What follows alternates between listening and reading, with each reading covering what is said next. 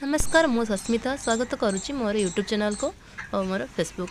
Page को। देखंतु ये शीत दिन में फुलकोबी तरकारी प्राय तो सब घरे हो जाए से आम घर भी आज है तो मुझे आज बनैबी फुलकोबी चिल्ली। छोट छोट पीस करी फुलकोबी काटिली एठी टिके अदा छेंचा देली आउ 3 चामच मुठी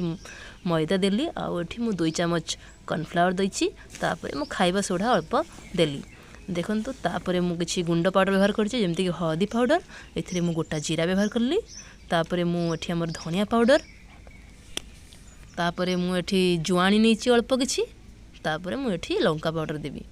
एटा कि हम घरे पिसा जाइछि तापर मु लूण स्वाद अनुसार देबी आउ ए सब को मिक्स करबी ए सब को मिक्स करी परे मते टिके लागिला टिके खाली अल्प पानी दरकार तो मु टिके अल्प पानी टी व्यवहार करिछि आपण चाहिले भी करि परिबे जदि न करि परिबे ताले भी किछि असुविधा ना आगर मु कढ़ी को गरम कर रखी थी। देखंतु तापर फुलकोबी गोटा नहीं मुझे छाणिली आ मन रखु मुझे फुलकोबी चिल्ली बनैबी बिना प्याज रसुण रे।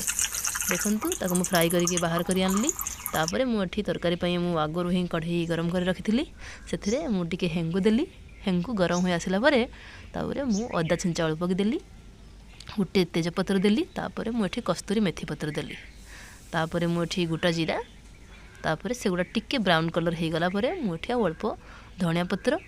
जोटा कि बाड़ी रे हेची तापर टमाटर छोटे छोटे पीस करी काटिके देली स्वाद अनुसार लुण ये सब को भल से मिक्स करी टमाटरटा तेल रे भल से हो गला परे सिझी गला परे तापर मो अन्य जिनिस व्यवहार करी। देखंतु मु एठी कैप्सिकम देछि कैप्सिकम को मसला सहित मिसी गला परे मु सोया सॉस टमाटो सॉस व्यवहार करछि तापर मु एठी पानी अल्प देली आ हळदी गुंड आमर काश्मीरी चिली पाउडर आउ जीरा पाउडर ये सब मिक्स कला परे मु फुलकोबी को छाणिक रखी से गुड़ा मिक्स कली।